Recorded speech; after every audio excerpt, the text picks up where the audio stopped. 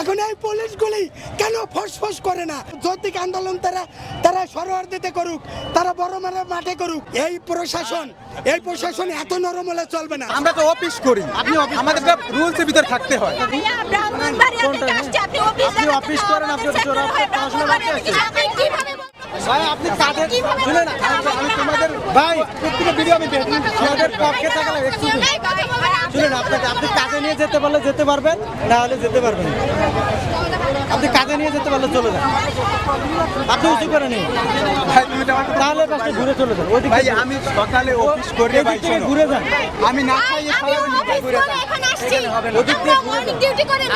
Nursing সেক্টরের আপনি আমাদের আন্দোলনের মর্ম ভালোই বুঝবেন ভাই। আমি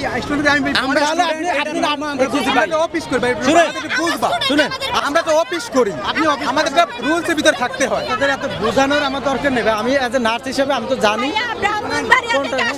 আপনি অফিস করেন, আপনি পড়াশোনা করতে আসছেন। আপনি এখানে আন্দোলনে থাকেন, আপনি চাকরি করেন আর আমরা গভর্নমেন্ট জব করি, আপনি প্রাইভেট জব করেন। আমরা গভর্নমেন্ট জব করে এখানে আছি ভাই। গভর্নমেন্ট জব থেকে আমিও আপনাদের সাথে থাকতাম। আমি তো প্রাইভেট অফিসে জব করি ভাই। এই ভাইকে দেখতে আমি তো প্রাইভেট হসপিটালে জব করি।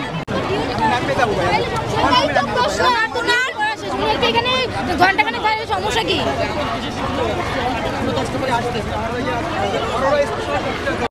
সমস্যা নাই তো আপনার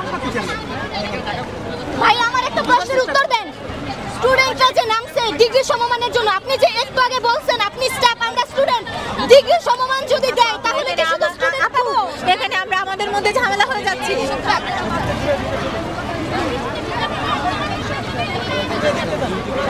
আমরাও ডিউটি করে আসছি।